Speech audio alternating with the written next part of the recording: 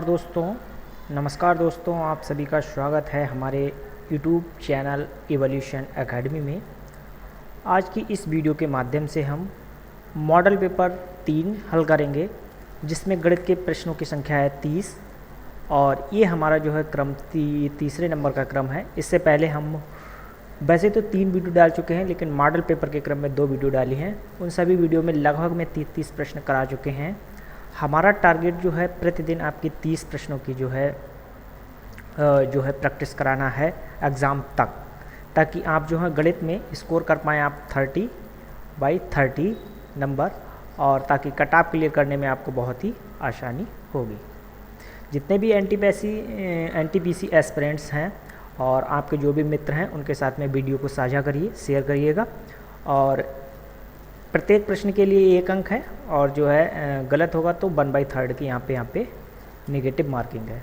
तो जब भी आप क्वेश्चंस को साथ में हल करें तो आप अपने सही प्रश्नों को और गलत प्रश्नों को जोड़ते हुए चलें, और अंत में उसका जो है आकलन करें कि आपने जो है कितने प्रश्नों को सही किया और कितने प्रश्न आपके गलत हुए, और जिसको आप कमेंट में बताएं। ठीक है, चलिए इस श्रृंखला के प्रश्नों को अब हम देखते हैं कि वो 30 प्रश्न हमारे कौन से हैं जिन्हें हम इसमें करेंगे। तो पहला प्रश्न हमसे कह रहा है कि एक रेलगाड़ी है, ठीक है, एक रेलगाड़ी है और साथ में एक बस है। तो जो रेलगाड़ी है वो बस से 50% अधिक की चाल से चल रही है, मतलब 50% की फ्रैक्शन जो होती है हमारी वो होती है 1/2। ठीक है, तो अगर हम बस की चाल 2 मान लें तो जो रेल की चाल होगी वो हमारी कितनी हो जाएगी, 2 से 1 ज़्यादा है, मतलब कितनी हो जाएगी, 3 हमारी जो हो जाएगी रेल की चाल हो जाएगी। तो हमने यहाँ पे मान लिया कि रेल की जो चाल है वो हमारी 3 है और बस की चाल जो है वो हमारी 2 है। इसके साथ में दोनों ही एक समय पर करनाल से चलना शुरू करती हैं और एक ही समय पर पानीपत पहुँचती हैं, मतलब कोई एक डिस्टेंस है जो कि कॉमन है, और इन्होंने बता दिया वो डिस्टेंस हमारी करनाल से पानीपत, इन्होंने जो है उस डिस्टेंस को माना है। ठीक है, सेम डिस्टेंस इन्होंने माना है। ठीक है, और एक ही समय पर पहुंचते हैं। इन्होंने बता दिया है कि टाइम जो है दोनों को बराबर ही लगता है, टाइम जो है वो दोनों को क्या लगता है, बराबर लगता है। इसके बाद इन्होंने बता दिया है कि जो दूरी है वो इनके बीच में करनाल और पानीपत के बीच की दूरी 75 किलोमीटर है। रास्ते में रेलगाड़ी एक स्टेशन पर लगभग में 12.5 मिनट 12.5 मिनट के लिए रुकी। बस की चाल ज्ञात कीजिए। ठीक है, यहाँ पे हमें बस की जो है वो क्या निकालनी है, स्पीड हमें यहाँ पे बतानी है। ठीक है, बस की स्पीड बतानी है। तो जो स्पीड का हमारा रेशियो आया था वो हमारा रेशियो आया था 3:2। तो इनके जो टाइम का रेशियो हो जाएगा, ये किसी भी डिस्टेंस को कवर करने में टाइम जो लेंगी वो लेंगी 2:3 के अनुपात में। तो इसका मतलब जो है इनके टाइम में अंतर है, और अंतर कितने का है, 1 यूनिट का अंतर है। लेकिन प्रश्न में हमें जो है बताया है कि वो जो डिस्टेंस कवर कर रही हैं वो बराबर समय में कर रही हैं, तो बराबर तो कर नहीं सकती प्रश्न के अनुसार। लेकिन बराबर क्यों कर रही हैं, क्योंकि जो है वो लगभग में 12.5 मिनट के लिए जो है ट्रेन एक जगह पर स्टेशन पर रुकती है, जिस वजह से वो है क्या हो जाता है, टाइम बराबर। तो वो 1 यूनिट की वैल्यू हमारी कितनी आ गई, 12.5 मिनट। ठीक है, ये हमें पता लग गया। इसके बाद में हमें जो ज्ञात करनी है वो किसकी स्पीड ज्ञात करनी है, तो बस की स्पीड ज्ञात करनी है। तो बस को समय जो लगता है वो कितना लगता है समय, वो लगता है 3 यूनिट, मतलब 12.5 × 3 बराबर 37.5 मिनट जो है बस को लगते हैं।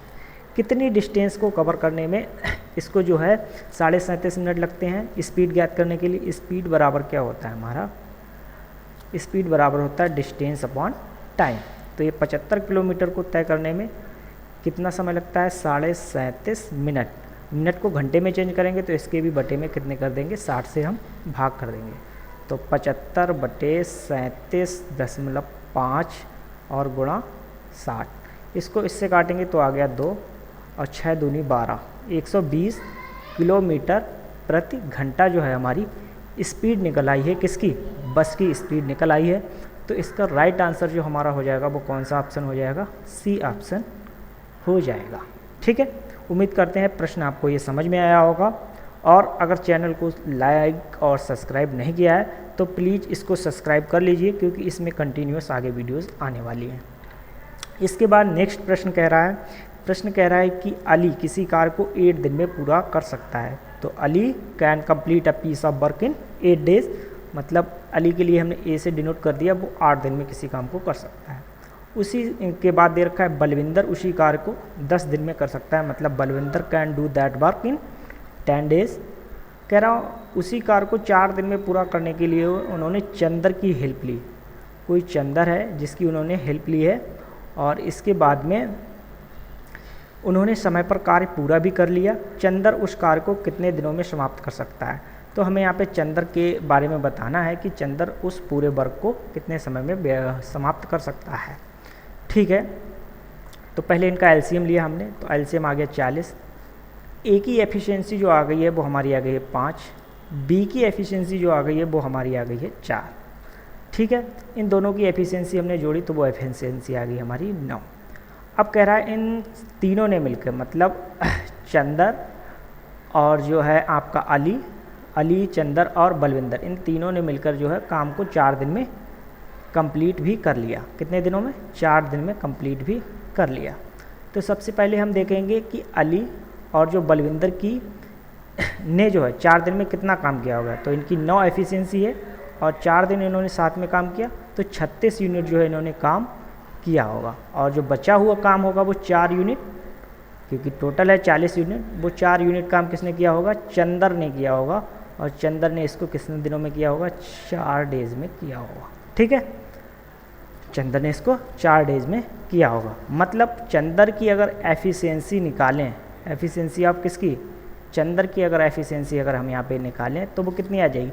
4 यूनिट काम करता है कितने दिनों में? 4 दिन में, तो उसकी एफिशिएंसी आ गई है 1 यूनिट। अब टोटल वर्क को चंदर जो समय लगेगा, टोटल जो समय लगेगा किसको? चंदर को, वो कितना लगेगा? टोटल वर्क है हमारा 40, एफिशिएंसी है चंदर की 1, तो 40/1 बराबर 40 डेज उसको जो है यहाँ पे लगेंगे इस काम को करने में। ठीक है, इसके बाद अगला प्रश्न देखते हैं। अगला प्रश्न कह रहा है अनुज अपने बगीचे में 5625 पौधे इस प्रकार लगाता है कि पंक्तियों की संख्या और प्रत्येक पंक्ति में जो है समान रहती है। तो प्रत्येक पंक्ति में पौधों की संख्या ज्ञात कीजिए। मतलब वो इस तरह से लगाता है कि जो है पंक्ति जो है टोटल और उनमें पंक्ति में पौधों की संख्या जो है बराबर है। कहने का मतलब जो है कि इसका हमें वर्गमूल निकालना है। अगर x पंक्तियाँ और प्रत्येक पंक्ति में x पौधे लगाता है तो ये कितने आ जाते हैं? 5625, मतलब x स्क्वायर बराबर 5625। x बराबर क्या हो जाएगा? इसका वर्गमूल 5625 का, 5625 का। एक बात हमेशा ध्यान रखना जो है ये क्या लिख रहा है? 5625। ठीक है, जिनके भी अंत में 25 आता है उनका वर्गमूल निकालना भी बहुत आसान होता है और उनका वर्ग निकालना भी बहुत हमें आसान होता है 5 या 25 वालों का। तो इसके अगर हम फैक्टर करें, हमें क्या करना है? लास्ट में 25 है उसको छोड़ देना, बाकी जो भी बचे उसके 2 फैक्टर करेंगे कंटिन्यूस। तो 7 और 8 आ गया और इसमें छोटा वाला ले लेंगे हम, तो 7 × 5, तो 75 इसका क्या आ गया? वर्गमूल आ गया। तो डी इसका राइट आंसर हो जाएगा। मतलब जो है 75 पंक्तियों की संख्या है और प्रत्येक पंक्ति में 75 ही पौधे यहाँ पे लगे हैं। इसके बाद नेक्स्ट प्रश्न देखते हैं। नेक्स्ट प्रश्न में एक समांतर चतुर्भुज दे रखा है और उसके 2 कोण हमें दे रखे हैं। एक कोण हमें बी कोण दे रखा है और कोण बी की वैल्यू दे रखी है 7x - 30 डिग्री। दूसरा कोण हमें दे रखा है कोण डी और कोण डी की वैल्यू जो दे रखी है वो दे रखी है 5x। ठीक है, और कह रहा है यहाँ पे हमें जो है x की वैल्यू यहाँ पे फाइंड करनी है कि x जो है वो कितने डिग्री का है। हमें समांतर चतुर्भुज में एक बात को ध्यान रखना है। क्या ध्यान रखना है? कि जो सम्मुख कोण होते हैं वो बराबर होते हैं। कहने का मतलब कोण V जो है वो बराबर होगा कोण D के। तो कोण B की वैल्यू है वो है 7x - 30 डिग्री इक्वल टू किसके आएगा आपके? तो ये आ जाएगा हमारे 5x के। तो इधर लेके आएंगे 7x - 5x equal to 30 degree. तो यहाँ पे बचेगा 2x बराबर 30 डिग्री और x बराबर आपका आ जाएगा 15 डिग्री। तो यहाँ पे जो है 15 डिग्री आपका सही आंसर हो जाएगा। A is the right answer. इसके बाद नेक्स्ट क्वेश्चन देखते हैं। तो नेक्स्ट क्वेश्चन कह रहा है कि इस एक आकृति दे रखी है, संयुक्त आकृति, और उसका क्षेत्रफल ज्ञात करना है। इस आकृति की साइड जो दे रखी है, एक 19 दे रखी है, एक 6 दे रखी है, फिर 6 दे रखी है और 12 दे रखी है। ठीक है, इस आकृति को थोड़ा सा अगर गौर करें तो हम यहाँ से इसको मिला लेते हैं, तो हमें क्या दिखता है, एक तो यहाँ पे हमें आयत दिखता है, और आयत के साथ में हमें क्या लगा हुआ दिखता है, एक त्रिभुज यहाँ पे लगा हुआ दिखता है, जो कि कैसा है, हमारा समकोण त्रिभुज है। ठीक है, थोड़ा सा और गौर करें तो ये कंप्लीट जो हाइट है आपकी वो है हमारी 19, और यहाँ पे ये है 12, तो ये कितनी डिस्टेंस हो जाएगी आपकी 7।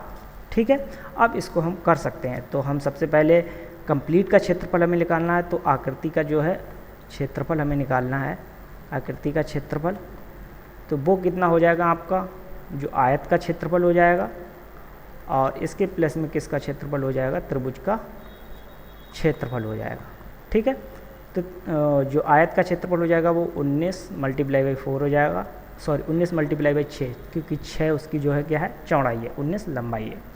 इसके बाद में त्रिभुज का क्षेत्रफल तो हो जाएगा 1/2 × 7 × 6, तो 19 छक्के 114 हो जाएगा, और इसको हम करेंगे 2 से काटेंगे तो 3, और प्लस में हमारा कितना आ जाएगा, 21, तो इन दोनों को जोड़ेंगे तो 135 आ जाएगा। ठीक है, तो कितना आ गया, 135, और यहाँ पे कोई वो नहीं दे रखा है तो यूनिट मतलब इकाई। ठीक है, कितना आ जाएगा, 135 इकाई जो है हमारा यहाँ पे आंसर आ जाएगा, मतलब जो है सी इज़ द राइट आंसर। इसके बाद अगला प्रश्न देखते हैं। अगला प्रश्न कह रहा है 109/100 का जो है डेसिमल एक्सप्रेशन हमसे यहाँ पे पूछ रहा है। तो 109/100 को हम लिख सकते हैं 1.09। अब इसका एक्सप्रेशन करते हैं, तो इसको लिख सकते हैं 1 + 0/10 और प्लस 9/100। इसके बाद अगर होता तो वो डिजिट लिख के हम 1000 करते, उसके बाद होता तो 10,000 करते, इस तरह से करते हुए चले जाते। तो इसका एक्सप्रेशन ये हो गया। तो इसका राइट आंसर कौन सा हो जाएगा आपका, first is the right answer. Next question देखते हैं। 10% की छूट घोषित करने के बाद 25% लाभ प्राप्त करने के लिए दुकानदार को 360 रुपये क्रय मूल्य वाली वस्तु पर कितना अंकित मूल्य करना होगा। तो 360 रुपये जो है किसी का सीपी है, और वो इस पर कितना लाभ लेती है, 25% लाभ प्राप्त करती है। तो 25% लाभ प्राप्त करती है, मतलब ये 100% की वैल्यू जो है दे रखी है, कितनी दे रखी है, 360 दे रखी है। हमें निकालनी है 125% की वैल्यू। तो 125% की वैल्यू मतलब 360 और बटे में 100 और मल्टीप्लाई बाई 125। ठीक है, 5 और इधर आ गया 4, इसको काटेंगे 4 नहीं 36, मतलब ये आ गया 90, मतलब 450 रुपये। ये 450 रुपये उसको जो है बेचने के बाद मिल जाते हैं जब 25% लाभ होता है। लेकिन हमें निकालना है मार्केट प्राइस, अंकित मूल्य। तो अंकित मूल्य क्या है, 10% छूट देने के बाद, मतलब अंकित मूल्य होगा जो है वो दे रखा है कितना, अंकित मूल्य का 90% हमें यहाँ पे दे रखा है। कितना दे रखा है, 450 रुपये आया है, जो कि हमारा क्यों, क्योंकि 10% छूट दे दी है हमने। तो इसकी वैल्यू अब 100% अगर हम निकालेंगे तो इसकी वैल्यू आएगी 450/90 और मल्टीप्लाई बाई 100। इसको इससे काटेंगे तो आ जाएगा हमारा 5 9 5 45, और ये आ जाएगा हमारा 500 रुपये। मतलब मार्क्स प्राइस कितने होंगे हमारे वहाँ पे, 500 रुपये होंगे। और ये ऑप्शन हमारा कौन सा हो जाएगा, सी इज़ द राइट आंसर। इसके बाद नेक्स्ट प्रश्न देखते हैं। कह रहा है नीचे दिए गए आंकड़ों को यदि पाई चार्ट बनाया जाता है। तो पाई चार्ट क्या होता है, जब हम किसी डेटा को एक वृत्त में निरूपित करते हैं विभिन्न एंगल्स पर या विभिन्न जो है क्षेत्रफलों में जो है, तो उसको हम क्या कहते हैं, एक जो भी निर्मित होता है वो हमारा क्या कहलाता है, पाई चार्ट कहलाता है। ठीक है, टोटल हमारा जो होता है वृत्त 360 डिग्री का होता है, और इसमें इसी एंगल के हिसाब से जो है हम यहाँ पे डिस्ट्रीब्यूशन करते हैं।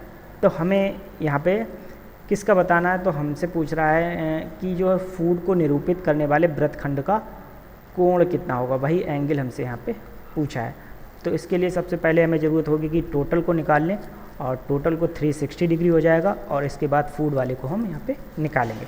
तो सबसे पहले एडिशन करते हैं, तो 150 और 400 150 और 550 और 40 590 और 590 और 250 840 और 160 1000 टोटल हमारा यहाँ पे निकल के आ गया।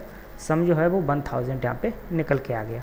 तो 1000 के लिए हम रिप्रेजेंट करते हैं कितने डिग्री से, 360 डिग्री से यहाँ पे हम रिप्रेजेंट करते हैं, या हम कहें कि 1000 को 360 डिग्री से रिप्रेजेंट करते हैं। तो अब हमें रिप्रेजेंट कितने को करना है, 400 डिग्री को, 400 जो कि है हमारा फुट कोई भी डे जो है उसके लिए। तो ये हो जाएगा 360 डिग्री अपॉन में 1000 मल्टीप्लाई बाई 400। तो 2 जीरो से 2 जीरो गए, 1 जीरो से 1 जीरो गए, इसका मतलब 36 मल्टीप्लाई बाई 4, ये आ जाएगा 144 डिग्री।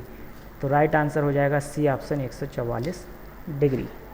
इसके बाद नेक्स्ट क्वेश्चन देखते हैं। नेक्स्ट क्वेश्चन कह रहा है कि दो नंबर हैं हमारे 48 और 144। एक तो ये फर्स्ट हो गया, ये हमारा सेकंड हो गया। इनका जो है HCF भी दे रखा है, SCF दे रखा है, हमें 48 दे रखा है। तो हमसे पूछा है इनका LCM क्या होगा। बहुत ही इजी होता है। तो वो क्या होता है, first number multiply by second number equal to LCM multiply by HCF। तो हमें LCM निकालना है, तो LCM बराबर हो जाएगा first number multiply by second number, और अपान में कितना हो जाएगा HCF, मतलब 48 से 48 कैंसिल हो गए, बचा कितना हमारा 144 जो क्या हो जाएगा इसका LCM हो जाएगा। तो राइट आंसर हमारा हो जाएगा डी ऑप्शन यहाँ पे। इसके बाद नेक्स्ट क्वेश्चन देखते हैं हम। तो नेक्स्ट क्वेश्चन हमसे कह रहा है कि अमित किसी काम को कर सकता है, कितने दिनों में कर सकता है, 15 दिनों में कर सकता है, और बलवीर उस काम को जो है वो कर सकता है कितने दिनों में, 10 दिनों में कर सकता है। यदि अमित अकेले 3 दिन तक कार्य करता है और 3 दिन बाद बलवीर उसके साथ जुड़ जाता है, तो कार्य कितने दिनों में पूरा होगा। अमित और बलवीर एक साथ काम करते हैं वो अमित 15 दिन में करता है और बलवीर 10 दिन में करता है, तो 15 और 10 का LCM लेंगे तो आ जाएगा 30।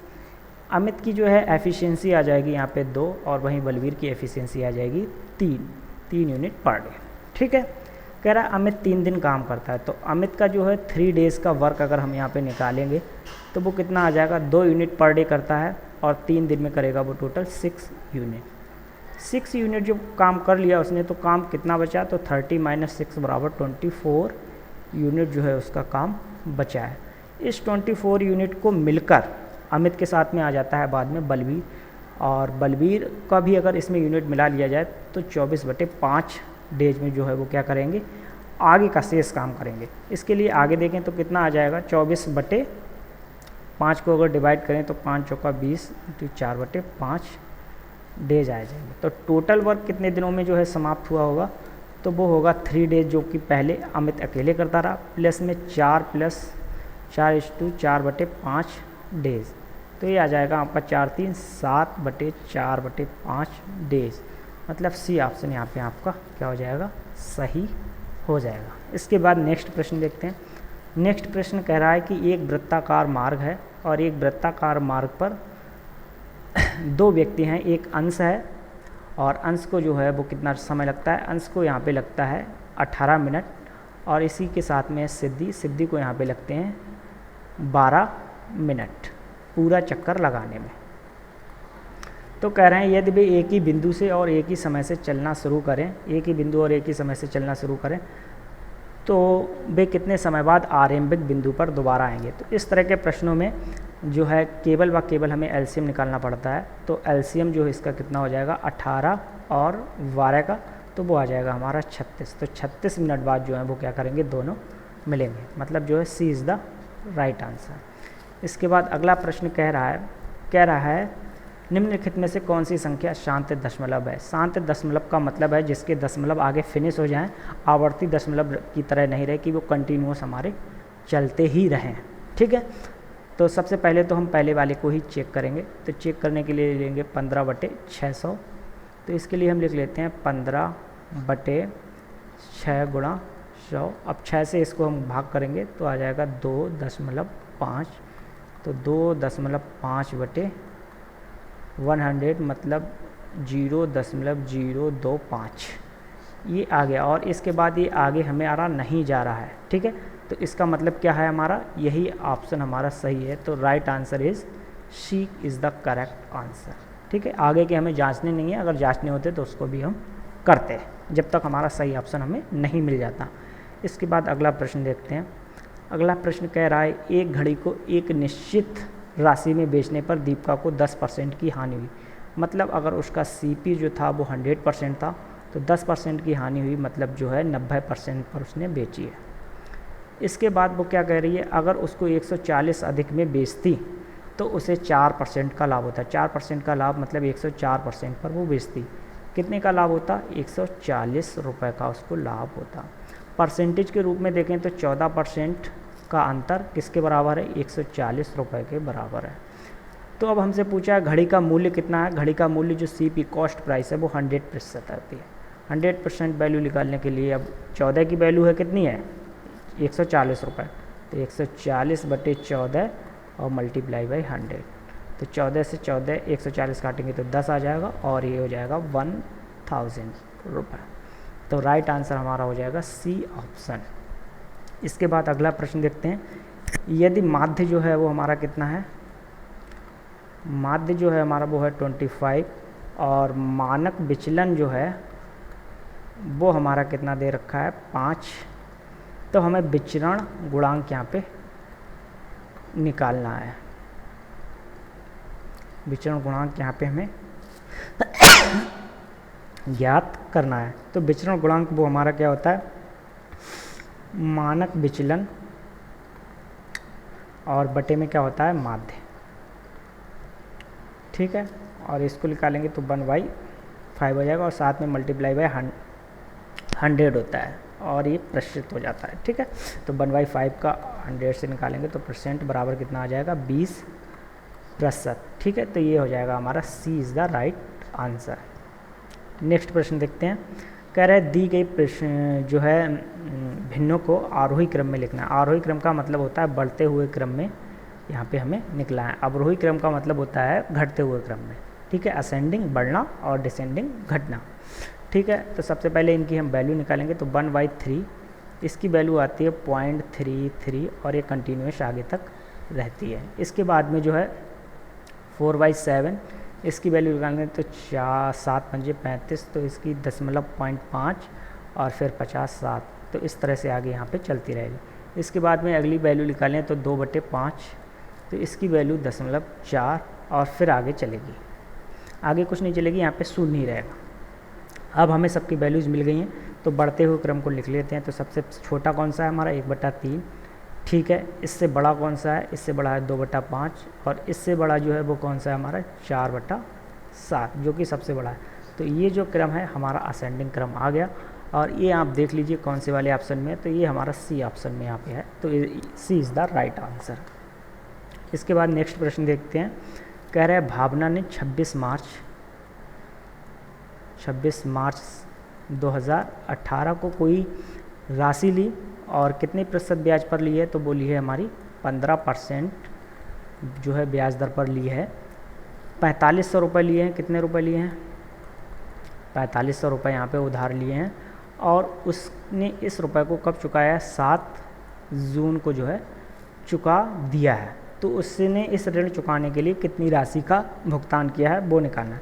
तो सबसे पहले इसमें हमें डेज निकालने पड़ेंगे क्योंकि यहाँ पे वर्ष का मामला नहीं है। तो 26 मार्च होती है 31 की, तो मार्च 31 की होती है, तो 26 से 31 तक तो हमारे हो जाएंगे 6 डेज जो यहाँ पे बचे थे, ठीक है। और प्लस में 30 दिन जो हो जाएंगे वो हमारे कौन से हो जाएंगे, मार्च के बाद अप्रैल के, और मई जो होती है वो हमारी 31 की हो जाएगी और जून के 7 दिन हो जाएंगे, ठीक है, 7 डेज जो हो जाएंगे। तो इन सबको 7, 6, 13, तो ये सब हमारे मिला के कितने हो जाएंगे, सॉरी यहाँ पे 26 है ना, तो यहाँ पे ये 5 दिन आएंगे, सॉरी 5 डेज आएंगे मार्च के जो बचे थे।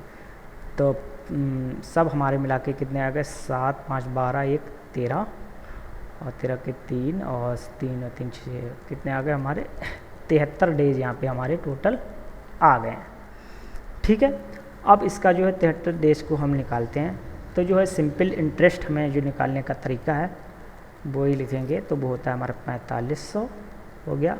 इसके बाद परसेंटेज हमने लिख ली और इसके बाद में जो है डिज लिख लीजिए, या जो है हमारा समय है, तो समय हमारा ये जो दर दे रखी है वार्षिक, तो इनको भी हमें वर्ष बनाना पड़ेगा, मतलब बटे में 365 डेज जो होते हैं वो सामान्य, ठीक है, और बटे में हमारे होते हैं 100, ठीक है। तो 2 जीरो से 2 जीरो कट गए, 73 से इसको काटा तो 5 आ गया, और इससे 5 से इसको काटा तो 3 आ गया, और 45 मल्टीप्लाई बाई 3 कितना आ गया 135। 135 तो हमारा सिंपल इंटरेस्ट आ गया। अब हमें क्या निकालना है, हमारा मिश्र धन निकालना है, क्योंकि रुपए कितने चुकाए हैं, पूरा राशि कितनी चुकाई है, तो इसमें हमें क्या करना पड़ेगा 4500, और इसमें प्लस में हमें 135 रुपये और जोड़ने पड़ेंगे।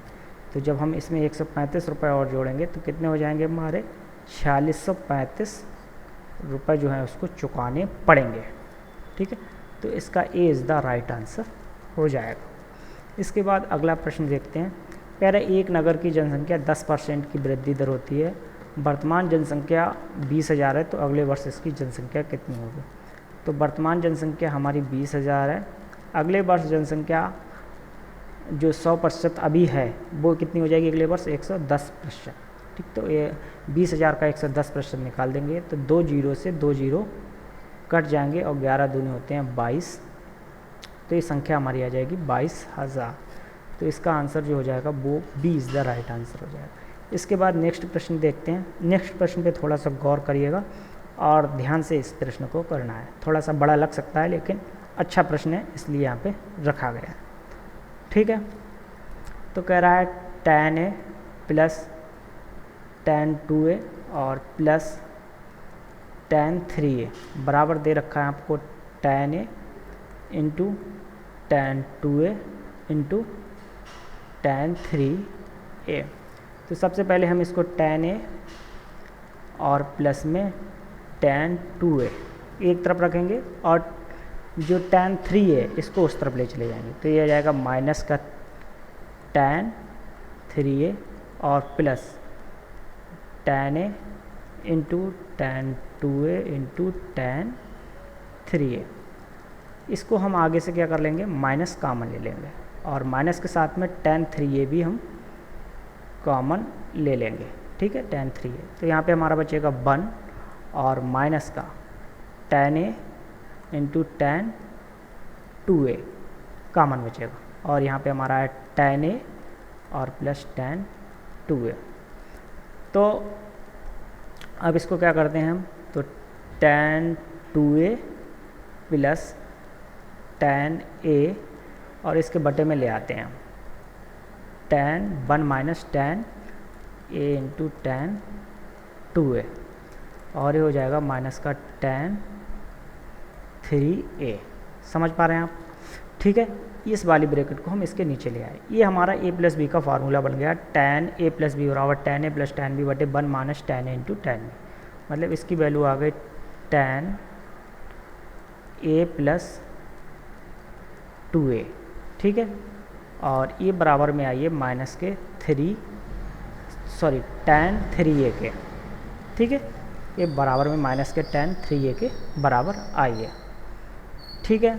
इतनी बात समझ में आ गई आप लोगों की, ठीक है। तो ये हो गया हमारा tan 3A बराबर माइनस का tan 3A। अब इसको राइट साइड में ले आएंगे, तो ये हो जाएगा हमारा जो है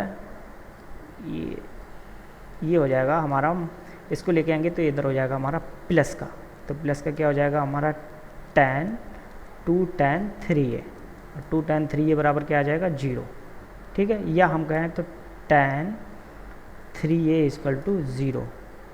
अब 0 जो वैल्यू होती है वो पाई का मतलब हो गया 180 डिग्री की होती है, इसी के साथ में 2 पाई की भी वैल्यू होती है, 3 पाई की भी वैल्यू होती है, और आगे भी पाई की वैल्यू होती है।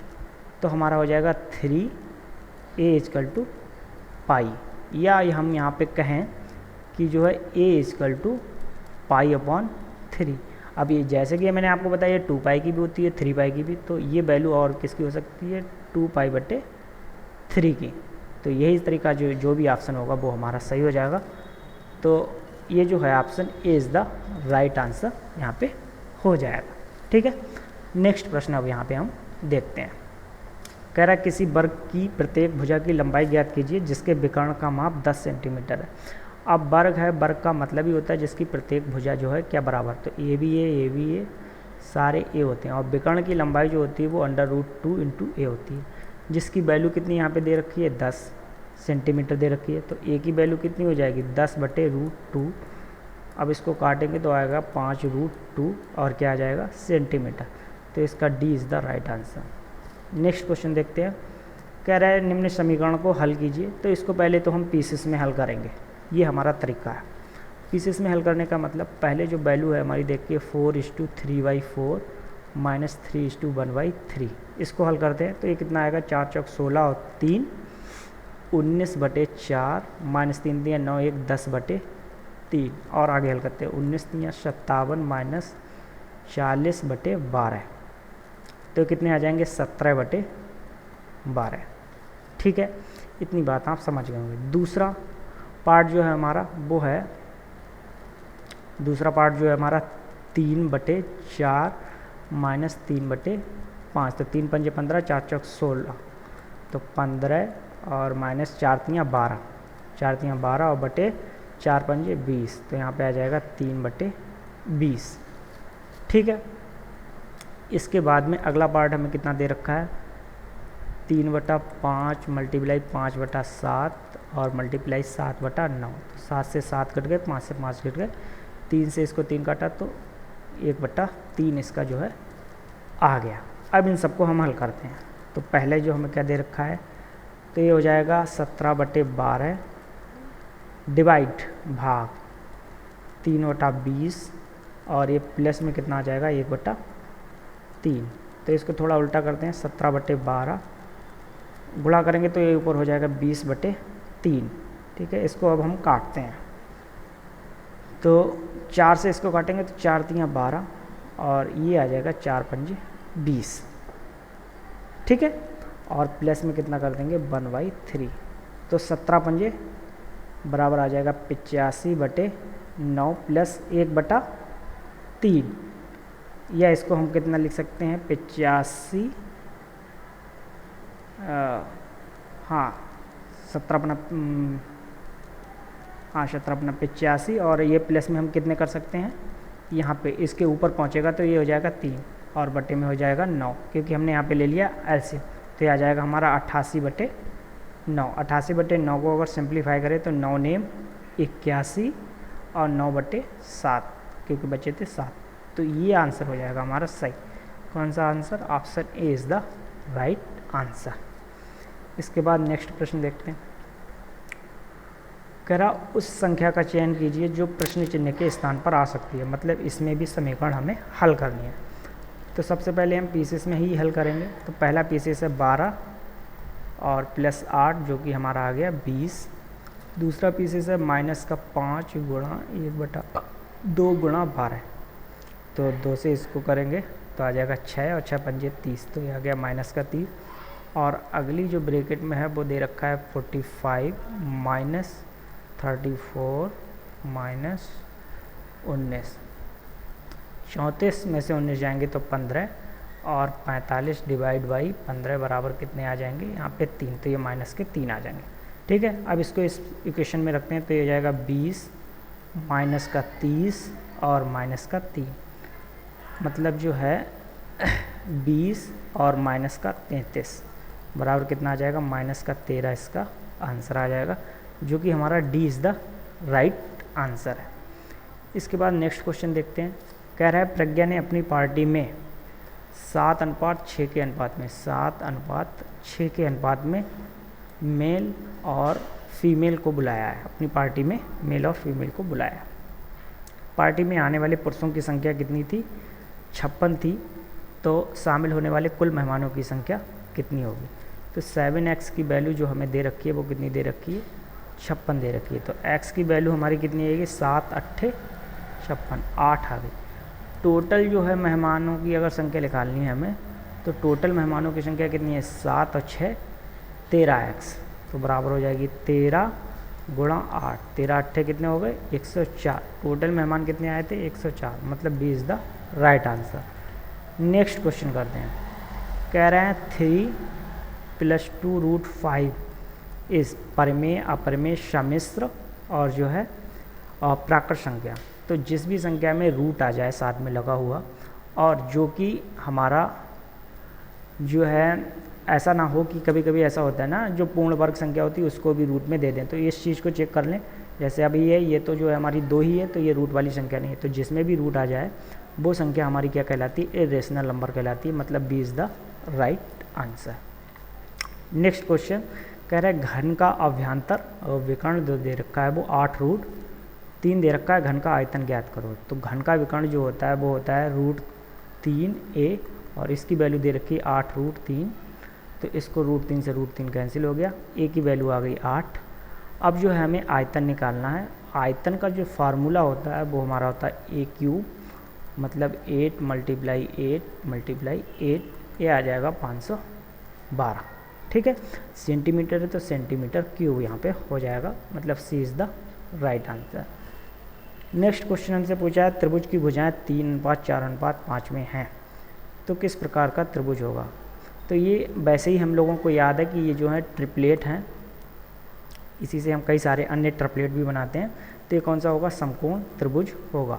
ठीक है, और समकोण त्रिभुज की जो हमारी कंडीशन होती है वो कर्ण स्क्वायर या सबसे बड़ी भुजा का स्क्वायर बराबर अन्य 2 छोटी भुजाएं या समकोण बनाने वाली भुजाओं का स्क्वायर के योग के बराबर होता है। तो ये हो जाएगा 9 और +16 मतलब 25 बराबर 25।